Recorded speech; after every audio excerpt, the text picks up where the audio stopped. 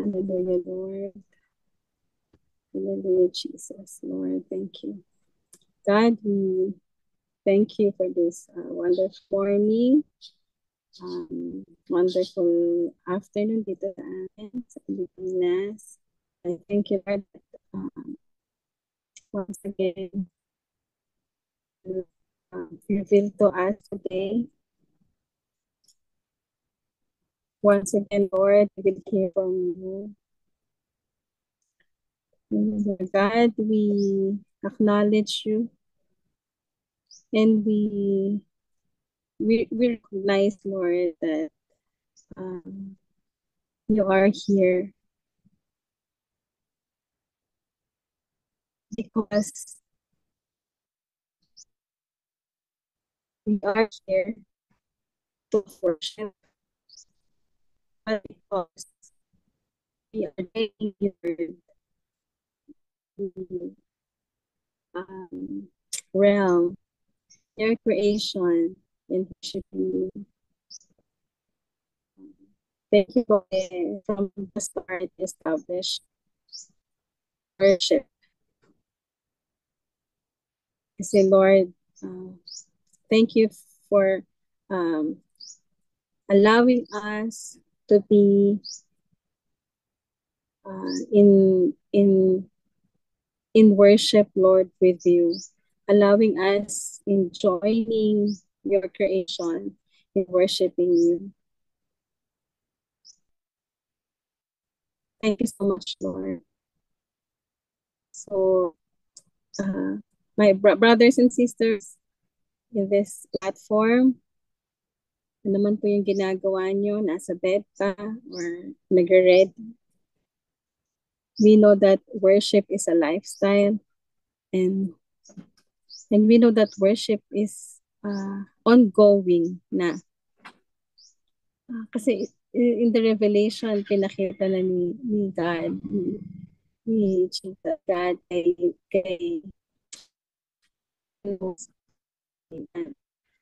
what's happening in the realm is kingdom. So, Lord, your kingdom. So, position yourself in worshiping the Lord today.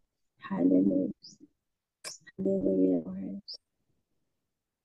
As we meditate your words, Lord, we know we are in worship.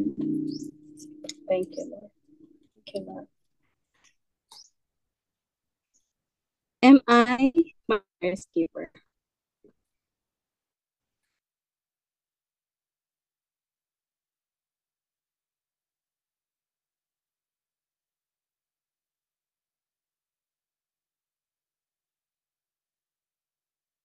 Night. He arrived last night about 7 p.m. So, crash ka agad. Tulog. 4 hours, he never sleep. So, when he come to, nang umuwi kami kagabi, paglapat ng likod niya sa, talagang tulog na. Uh-huh. God, I want to thank the Lord na hindi siya pinabayaan. Amen. Thank you. Praise God. Thank you, Lord. Amen. Thank you for the prayers. Glory to God po. Okay. So, oras po ito. Can I ask po, Ate Ofi, can you pray for? Yes, please. No Thank problem. you. Okay. Father God, good morning, Lord. Good morning, Jesus. Good morning, Holy Spirit. Lord, we thank you for this morning. We pray that we lift up Deaconess Faye, Lord, yung internet niya na siya ang maglilid. Don't let the enemy win, Panginoon. But then again, nobody can stop us in this daybreak because I know that the Holy Spirit is with us and will never leave us. So we'll be waiting for her, Lord. But while we're waiting, we want to praise you, to worship you, Lord, our God Almighty, creator of heaven and earth, and commander of the chief of heaven's army. Hallelujah, Lord. Hallelujah. Napakabuti mo, Panginoon. Kahit saan kami, Panginoon, si Ate Flora sa Russia, Lord, si Pastor Roy sa Spain, lahat kami na nandito sa UK, si Ate Rona, si Ruth, um, sila sa Philippines, Lord, si Pastor kahit na hindi siya maka-speak, nakikinig lang siya, Lord. You see the fire in our heart, Panginoon. Puspusin mo po kami, Panginoon, ng Holy Spirit habang nakikinig, habang nagsasalita, habang nandito, Panginoon. You know that our hearts desire, we are hungry of you. We are hungry of your word, Panginoon, kung ano ibibigay mo sa amin ngayon. Excited kami ngayon, Lord, to be with you. So we praise you. We praise you, Lord. We honor you. We glorify your name. Kaya nandito kami, Panginoon. And we thank you for the joy that you have given us. We thank you for the peace that we have, Lord. Thank you for the strength that you can give us, Lord. Thank you sa sleep namin, Panginoon. And thank you sa araw na ito, sa susunod pa na araw na ibibigay mo yung blessings, Panginoon, provision, ang expansion ng buhay namin, Panginoon, and the rest of our family, Lord. So as we go on to our daybreak, Panginoon, na walang makastop sa amin, and we will listen to you. Open the eyes of our heart, Panginoon, to listen to you, to be drawing closer to you, Lord. And we thank you for your word for today. And this I ask in the mighty name of Jesus. Amen and amen. Amen and amen. Since na si Diakonessa Faye ay mahina yung daw talagang internet niya at hopefully may God continue and give us wisdom as we partake this word of His word. Okay po. So sama-sama po natin pong himayin ang salita ng Diyos sa oras po ito. Am I my brother's keeper by Oswald Chamber. Nakikita po ninyong lahat, ano? Yes, Malinaw Pastor. naman po. Yes. Okay. Thank you po. Sabi po dito,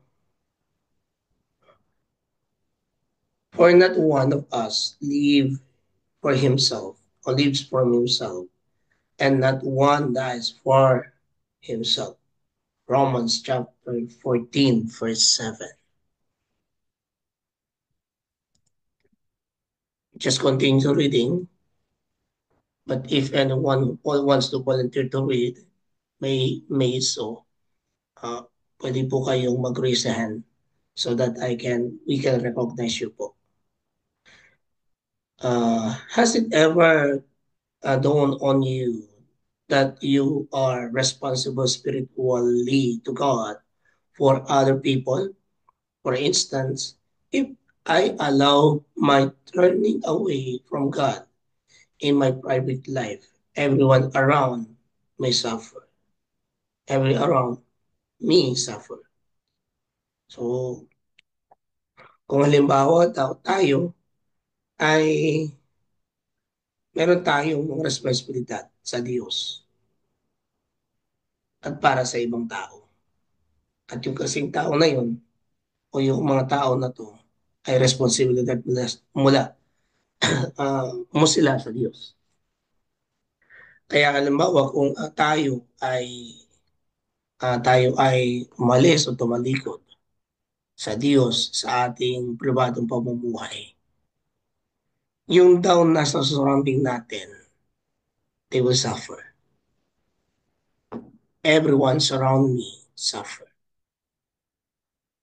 Patindi po to. Next, sabi po, we sit together in the heavenly place. In Ephesians chapter 2, verse 6 says, and rise up or rise us up with him and seated us with him in heavenly place in Christ Jesus. No? So tayo pong lahat ay uupo doon sa trono ng Diyos. Yung mga naniniwala at sumasampalataya sa Kanya. Tandaan po natin, this verse specify that everyone who are believing in Christ and God accepted them in the final sa huling judgment, we are being seated on His place. But not all will be saved. Yes, God wants us to be saved, but not all the people who are believing in Christ will be saved. Just God reminding us today. Yes, we keep on trying. We keep on saying that let us receive Jesus Christ. You're continuing to encourage them. But kung hindi sila naniwala, there is a power po ngayon kapag hindi pa rin sila naniniwala o sumunod maging follower ni Jesus Christ, they are not going to be seated there. But kaya nga ho tayo, sabi nga po dito ni Oslo Chamber o ng ating Panginoon, yung tanong nga, am I my brother's keeper? Tayo po ba ay katiwala ng ating mga kapatid? Kaya nga po tayo ay when we have been grow up, we encourage our brothers and sisters in Christ, our neighbors, our nephews. We are. So that they may also be seated and welcome in the kingdom of God. But if they are not listening and not doing it and not accepting Jesus Christ and follow Jesus Christ, they will not sit it on the throne. Sabi nga po dito, if one member suffer, all the members suffer with it. Ito ha, at hindi naman po ito. And if one part of my body suffer, all the parts of us, all the parts suffer with it. And if the part is a honored, all the parts rejoice with it.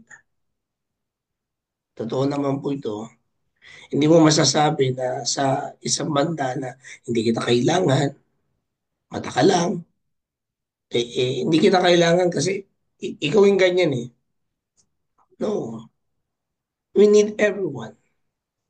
Because we are body of Christ. It's not about a religion. It's not about denomination. It's about the relationship with God. Kaya nga po, kapag nararamdaman mo yung sakit, nararamdaman mo yung talagang nahihirapan ka o nagkakaroon ka ng some is there's problem in your body. At kagaya nga po ng ating naririnig, mga teaching, ang katawang ito, mahalin mo. Kagaya din po sa katawan ng Diyos. We need to love them, especially the body of Christ. Especially the person that gave to us. But if the one body is suffered, talagang mararamdaman mo ang buong sakit.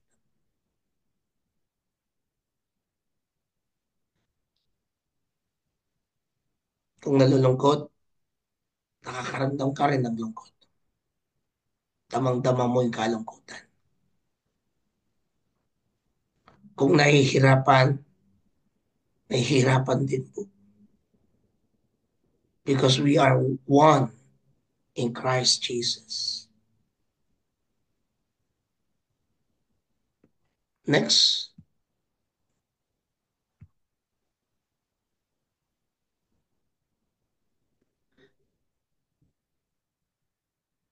If you allow position, selfishness, mental carelessness, moral insensitivity, or spiritual weakness, everyone in contact with you will suffer. But you ask, who is sufficient to be able to live up and such a lofty standard? Our sufficiency is from God and God alone. 2 Corinthians chapter 3, verse 5. Totoo po to. Kung ang ating physical pangangatawan ay nagiging mainit o maging mainit sa ulo, irritable ka, nagiging selfish ka, nagiging mental careless po tayo. Kakaroon po tayo ng moral insensitivity, spiritual weakness. Everyone in contact with you will be suffer. Kung lagi kang galit o naiinis kang kaagad, and I do believe that Christians are our when somebody hurting you uh, at ikaw naapektuhan. Because of what? Because of that physical selflessness. And sometimes it being leading in misunderstanding. Hindi konting nagkakaunawaan, galit-galit na. Hindi na ayos. Ang iyong kaisipan ay wala na sa focus. That is one thing that most Christian must be developed. There is already forgiven kaagad. Accepted kaagad. Because ayaw nating pasukan tayo ng kaaway at yung nakikita mo kagad may pagkakamali, may inis ka kagad. No, that's not the character of Christians. That's not the character of the body. Naiinis ka sa iyong siko. O kaya, naiinis ka sa iyong balikan kasi sumasakit. No. Sabi nga po ni Pastor Mina, love your body. Accept your body and you need to command your body. Get well because you are my body and I love you because you are God's gift for me. Kaya only God alone can sufficiently heal us. He's only. Next. He made us, compared us ministers in the new covenant, not of the letter, but of the Spirit. For the letter kills, but the Spirit gives life.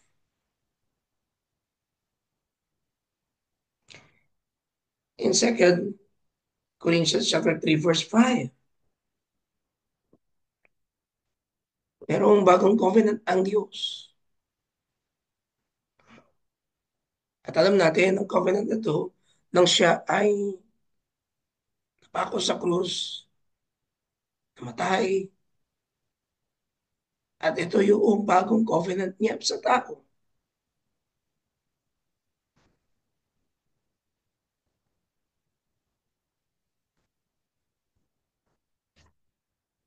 You shall be witnesses to me. In Acts chapter 1, verse 8. How many of us are willing to spend every bit of our nervous, mental, moral, and spiritual energy for Christ Jesus. That is what God means. When He uses the word witnesses, but it takes time.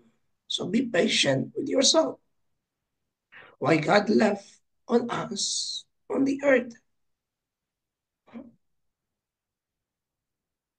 So, ito po yung sinabi niya sa Acts, chapter 8, or chapter 1, verse 8, and 1, alam po natin yung Great Commission.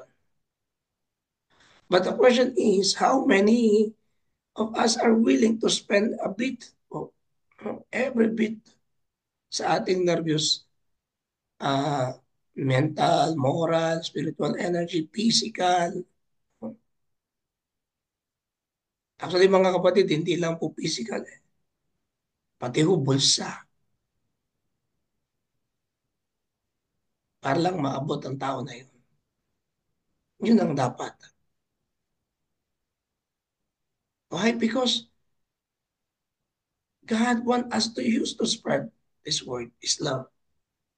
Para kabilang sila sa kaharian at talagang sila ay maging follower ng ating Panginoon. Kasi yun ang inaasahan niya nung panahon na siya ay umalis. Ang ating Panginoong Kristo. But even though na siya'y umalis, kasama natin ang banal na Espiritu na siya'y nagtuturo at gumagabay sa ating buhay. So, let your ears hear and listen to the voice of the Holy Spirit. Because the Holy Spirit Himself speaks. And it is simply to be saved and sanctified. No, it's not easy. It is to be at work in service to Him. I'm willing to be broken bread and pour out wine for Him. I am willing to be of no value to this age or this life except for one purpose and one alone, to be used to this disciple men or disciplined men and women to the Lord Jesus Christ. Simple po ba daw ang maligtas at maging sanctified, maging banal? Hindi. Kaya sabi nga po ni ano dito, kailangan mong pagtrabahuin ito sa paglilingkod sa Kanya. Muli, tinatanong tayo dito, are you willing to be a broken bread and pour out wine for Him?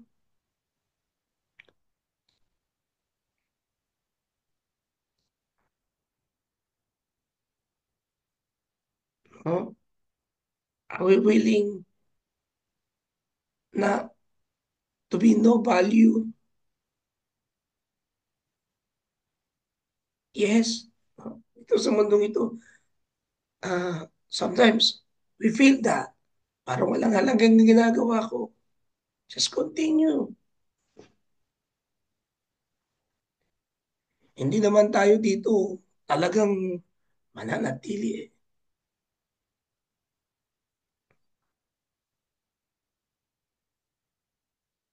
Ang lugar natin doon sa trono ng Diyos, sa tahanan ng Diyos. But we need to be used to disciple or discipline the men and women of God.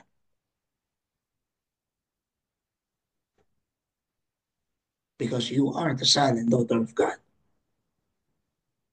Next, my life of service to God is the way I say thank you to Him for His inexpressibly and wonderful salvation. Remember, it is quite possible for God to set any of us aside if we refuse to be of service to Him. Lest, when I have preached to others, I myself should become disqualified.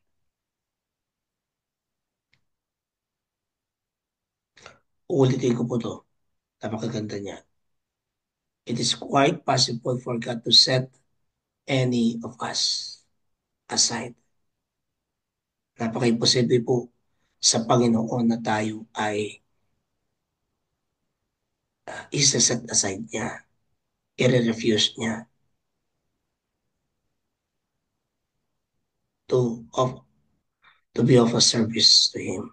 Lest when I have preached to others, I myself become disqualified. Nang siya'y nangangaral, si Austin Chamber po nagsasalita dito, kapag daw siya nangangaral, siya ay uh, uh, disqualified. Because who is disqualified? Jesus. Who is disqualified? The Holy Spirit. Ang pinipreach niya, ang gospel ng ating Panginoon.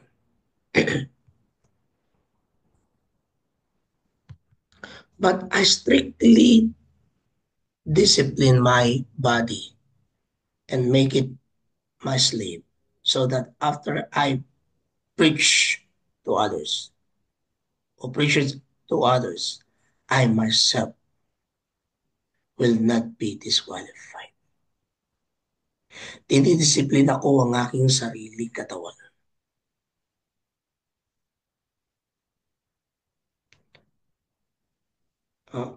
At maging alipin para may pangaral ko ang salita ng Diyos para sa iba. At yun ay hindi ako nadidisqualified. Kaya kung titingnan po ninyo dito, there is the two word.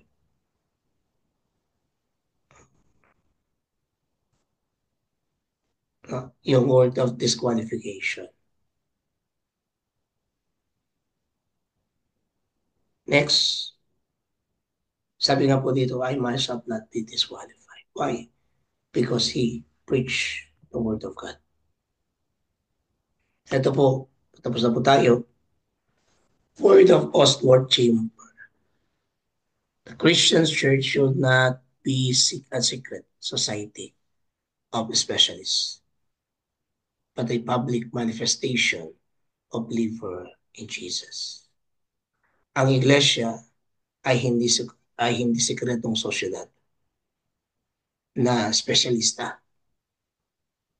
Pagkos ito'y publikong nagmamanifesto, gumagalaw, kumikilos ng mga anak ng Diyos.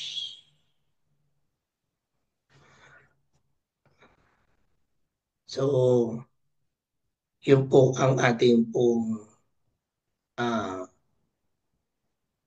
pag-aaral about MI Brother's Keeper.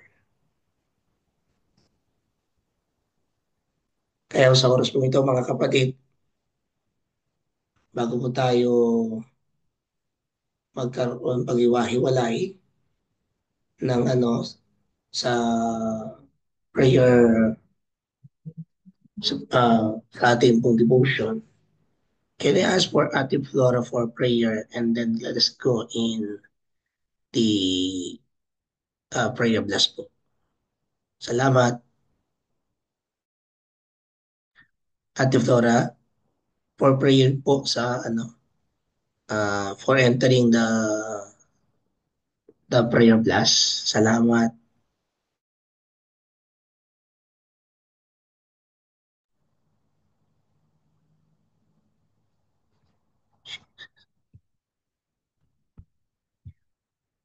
Nakamute po kayo, Ate Flora.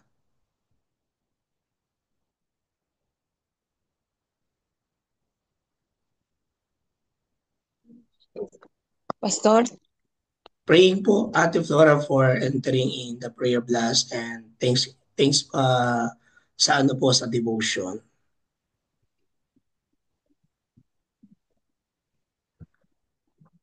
Okay po. Salamat and thank you. Father God, we thank you, Lord, that you gathered us again this morning. Thank you, Lord, for the internet connection, Lord, that I was able to join our daybreak devotion, oh God. We thank you for all, Lord God, that you've taught us this morning. And Lord, we thank you so much that you are always there for us. Truly, oh God, wherever we go, you're always there for us, oh God. Thank you for our daybreak global, oh God, who is always there, Lord God, whom we can pray with, oh God. And for all, oh Lord God, the lessons that you have taught us this morning. We just want to say thank you. Thank you in blessing each and everyone who are here this morning, oh God. Thank you for your word that was declared this morning, and we claim it for ourselves, Lord. And Lord, thank you for that. You are always there to provide for us and to protect us. And thank you for helping us to obey, O Holy Spirit. Thank you for our leader, Lord God, whom you have chosen this morning. Thank you for the lives of my brothers and sisters, oh God. Pastor Rory, Sister Rona, Sister Obel, Sister Ruth, oh God. And I heard Deaconess Pay, oh Lord God, too. And Lord, those who are not here this morning, may you bless them and their families too. And thank you, God, that, Lord, it is always your will, oh God, that we, your children, are blessed by you. And we just want to say, we love you, God. In Jesus' name we pray. Amen. Amen and amen. Thank you, Ate Flora. Alam po niyo, ang Diyos ay pinabalik po ako doon sa disqualification ng isa. Nagkakaroon lang po tayo rin ng isang disqualification when we do not follow Christ and when we don't preach His word or when we don't share His word. Kasi wala ka ng malasakit eh. At hindi mo na-care yung body ng Diyos. But the true qualification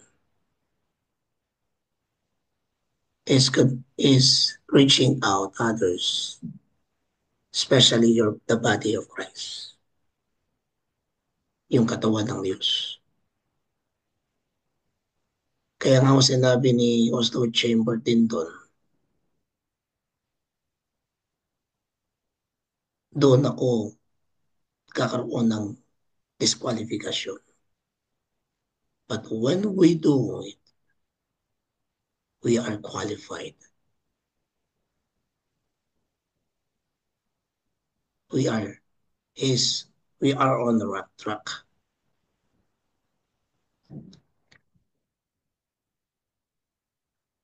Sometimes we have been able to say on it. But thanks be to God for reminding us today to His word. So, talagang salamat po sa Panginoon. Kaya yung pagkakataon, nag-grab mo na to share it. Kailangan tayong magbahagi ng salita ng Panginoon para ito'y mapakilala sa kanila na may Diyos ng mabuti at nagmamahal sa kanila. So, ito mga kapatid, let us go in now the prayer blast and let us ask the Holy Spirit to come near, continues to sit in our heart. Let us hear this word, sing for this song of praise.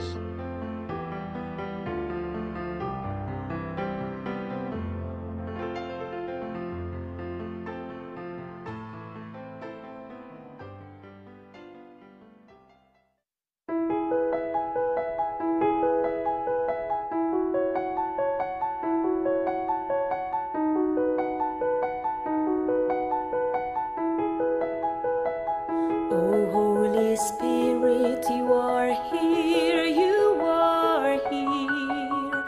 Oh, Holy Spirit, you are here, you are here. Melting hearts, transforming lives as we draw near. 'Cause Holy Spirit, you are here, you are here. As we kneel in prayer, we feel your presence there, and in your love so amazing, your peace so comforting, your joy overflowing to all the lives that are here. 'Cause Holy Spirit, you are here.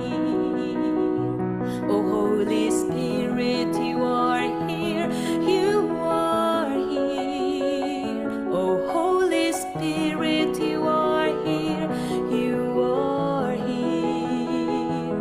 Melting hearts, transforming lives as we draw near. 'Cause Holy Spirit, you are here, you are here. As we receive your fire and the blessings that are real, your life-giving word and the passion to fulfill. 'Cause Holy Spirit, you are here. Oh, Holy Spirit, you are here, you are here. Oh, Holy Spirit, you are here, you are here. Melting hearts, transforming lives as we draw near.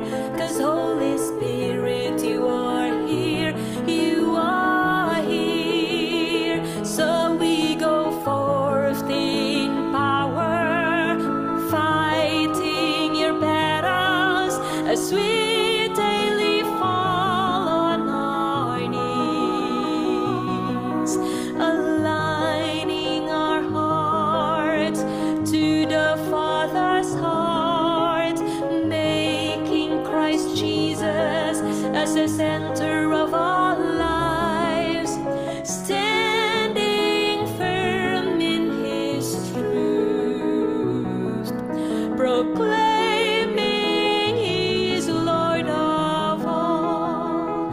'Cause Holy Spirit, you are here, you are here. Oh, thank you, Spirit, you are here, you are here. Melting hearts, transforming lives as we draw near.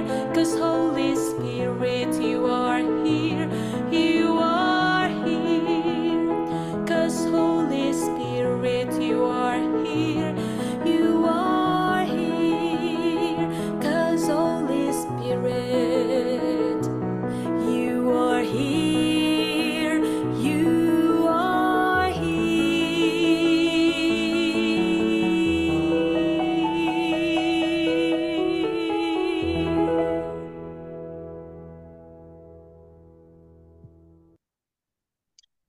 Sige po, tayo po ay sabay-sabay pong malalangin. Ipanalangin po ang mga kapatid natin na sa banig ng karamdaman, ang kagalingan, ang patuloy na maranasan po nila at patuloy na himala ng Diyos, at tayo magpapasalamat sa kanyang ginagawa at gagawin pa sa kanilang buhay, pisikal, spiritual, na kung saan ang Diyos ang siyang sasakop sa kanilang buhay.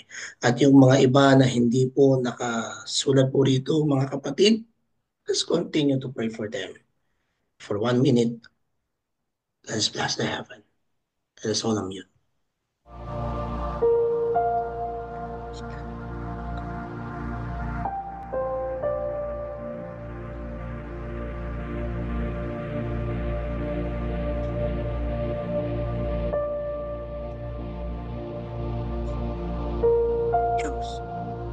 Darling, thank you, Lord God, for your healing, cancer, and wala. ang tumor ay tutunawin mo. Ang sakit sa bato, lalo na Panginoon yung pagtaas ng creatinine. In Jesus' name, we rebuke yung hemoglobin. In Jesus' name, we ask, Lord God, for your healing sa mga may sakit po sa bato. Ang kagalingan po sa may sakit sa tenga, sa mata, sa tanging pangalan ng Jesus. Ang vertigo umalis na sa pangangatawan nila. In Jesus' name. And we pray, Lord God, for fast recovery sa mga anak mo na kung saan, Panginoon, ay kagagaling lang sa ospital, kagagaling sa operasyon. We ask right now, Lord God, give them strength that comes from you. And you are our miracle worker sa tanging pangalan ni Jesus. Amen.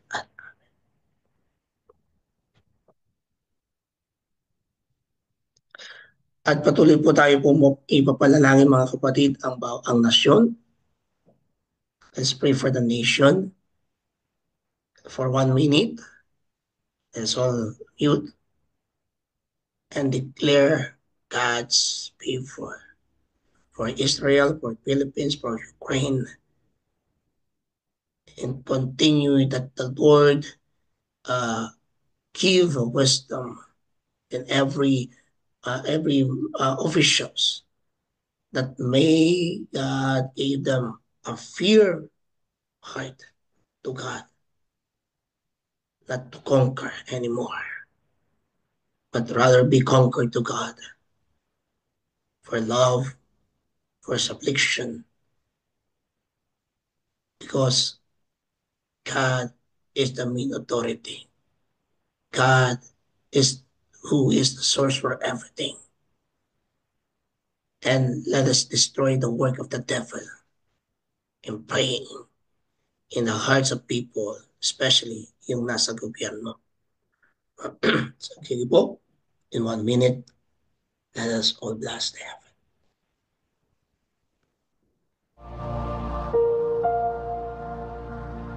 Hallelujah. We thank you, Father God, for your working. Ang sabi mo nga, Panginoon, sa iyong banal na kasulatan, if my people who are called by name humble themselves and pray and seek my face and turn their wicked ways, then I will hear from heaven, forgive these things. We ask, Lord God, for your nation. We ask, Lord God, for the Spirit sa bawat bansa, sa bawat nasyon, magmula, Panginoon, sa Australia, sa Canada, sa US, Panginoon, sa Asia, Pilipinas, Panginoon, ang Europe, Panginoon, kasama na dito ang UK at ang Spain, ang Spain, Panginoon, ano din, Panginoon, ang Russia, o Diyos, they are belongs to you. Ang Middle East, they are belong to you in Jesus' name. And we ask, Lord God, by conquering them, Lord God, your heart, touch, Lord God, in every official, that truly, Lord God, be respectful and have, Lord God, yung pagkakaunawa, pagkakaintindihan, Panginoon, at hindi yung pananakop, Panginoon. We destroy that in Jesus' name. We destroy, Lord God, the mentality of governing other nation, because you gave the authority and you are our God whose supremacy and give the authority in every land, Lord God. And we ask right now to cancel the work of the enemy. And we thank you, Lord God, what you are doing right now sa Israel. Gawin mo rin, Panginoon, sa Ukraine. Gawin mo rin, Panginoon, sa bansang, Panginoon, ng ginagawa ng pangbubuli po ng China sa karating niyang bansa. Katulad po, Panginoon, ng Pilipinas, ng Taiwan, at ng Vietnam. We ask, Father God, continue to dwell in them. Continue, Lord God, to protect, Lord God, this nation. Ganun din ang US, Panginoon, na nagkaroon po ng presidente na kung saan, O Diyos, ay may takot sa inyo. At yung takot na yung Panginoon ay mas lalo pa ninyong palalalimin upang ang bansang Amerika ay tunay na para sa iyo lamang. Ang bansang Pilipinas ay para sa iyo lamang. Ang bansang Israel ay sa iyo lamang. Ang bansang Russia ay para sa iyo lamang. Ang bansang Ukraine ay para sa iyo lamang. Ang bansang China ay para sa iyo lamang, Jesucristo. At ang bawat bansa, Panginoon, ay sa iyo lamang. Sapagkat kayo ang lumikha ng mundong ito at ng sangkatauhan. Salamat. Sa tanging pangalan ni Jesus. Amen. At amen.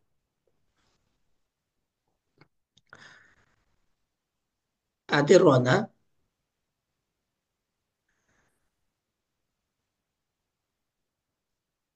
can you lead us for the pastors and deaconesses for the body of Christ? Are you okay lang po ba sa... Okay, Pastor. I've got a sore voice again, but I'll do it, Pastor. May God continue to heal you and restore your voice right now sa tanging pangalan ni Jesus. Amen. Sige po, Ate Rona. Father God, just want to thank you, Lord, for your children, the children who works day and night, Lord, for your glory, for your ministries, for the things that you called them for. Lord, thank you for their lives, Lord God. And Father, as they continue to work for you, Lord, we pray that you provide for their daily needs, Lord. Needs not just for them, but for their families, Lord God. For those who are with them, working for your glory. Father, we pray for their financial provision, as well as daily spiritual provision to Lord God.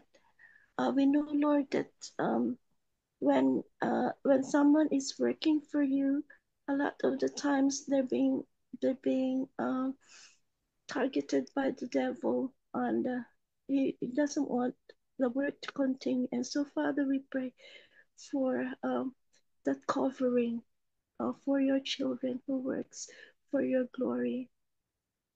And Father, we pray for all the plans that you have for all the churches this year. Like I said before, the conferencing, the ministry is not just inside the church, but outside the church. We also pray for the church that's being planted in different parts of the Philippines by the GMC. We pray, Lord, for the work that our sister Flora is doing in Russia and other places in the world. I know, Lord, that there are plans of some plans in the UK this year, and also there are plans in Europe and other places in the world, Lord, for church planting. Father, we pray for our leaders. Father, bless them, give them wisdom, Lord, in how they can start these new churches, because this is for you, Lord, and we're not doing it. They're not doing it for themselves, but for you, Lord. And Father, we pray that you just be with them, be with our leaders, be with our pastors who are leading all this church planting, Lord. And Father, we pray, Lord, for every single member of your churches, Lord, that you also bless them so that can be a blessing for others, for people who they are meeting, Lord, not just in the church, but in their work, in the community. And bless also those, even those who are retired, Lord, that they can continue the work that you have entrusted to them as they wait for you, Lord. Father, we just pray, Lord, that you bless every single one that works in your church, from the highest to the lowest position, Amen. Lord God, and that you just give covering to every single thing that they're doing for your glory, Lord, in Jesus' mighty name. Amen. Amen. I just received a chat for Nani Conchita. now they are being electing or voting for the Church of Good Samaritan. Let us continue to pray and intercede for them. The future of the church in Good Sam, that may God prevail and not only man's thought. Let us ask God His will and His plan. Panginoon, lumalapit po kami sa inyo, ang Iglesia, Panginoon, ng Good Samaritan United Methodist Church. We pray, Lord God, that as they going to the voting right now, Amen. we intercede and we pray, Father God, to cover them, lead them, Lord God, in your path, not the path of man, not the idea of man, but your will and your want and your plan of Father God. In Jesus' name, cover, Lord God, the hearts of every members, especially, Panginoon, yung mga anak mong talagang naninindigan na tumatayo sa iyong salita. We ask right now, O Holy Father God, Lord Jesus, Holy Spirit, comfort them, give them strength, encourage them, Lord God, to stand firm, and truly, Lord God, that they will follow you. That not the decision, not the church, but the decision that comes from you, that you were gonna give to your sons and daughters, Lord God. In Jesus' name, we pray. Amen and amen. Amen. Thank you, Lord God, also for right now praying for the church, for the education departments. Sa bawat pong mga mag-aaral magmula sa kinder hanggang sa masteral o doctoral degree, sa college, sa high school, sa mga teachers, O Father God. We pray that may your word and let your spirit to lead them, Lord God, to bring back, to go back to you, to have more deeper in love with you. Especially sa mga nagtuturo, mga teacher, Panginoon, mga professor, that they may teach them, Lord God, the right thing that comes from you, not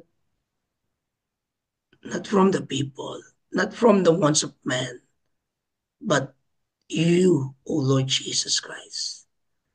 Alam po namin, Panginoon, at mas higit mong alam yung dumadaan, Panginoon, ngayon sa mga pag-aaral patungkol sa mga maling pagtuturo about the society, about the inflation, about the teaching in person in human society. We ask, Lord God, to rebuke the work of the devil and lead them, Lord God, kagaya ng ginagawa ngayon, O Diyos ng Amerika. Ang presidente ay nagkaroon sila ng isang mandato na pagtuturo regarding lamang, Panginoon. Anong dapat niyang ituro? Hindi sa kalikuan. Bagkus, Panginoon, sa tama. Nanawagan nun din sa bawat edukasyon sa bawat bansa.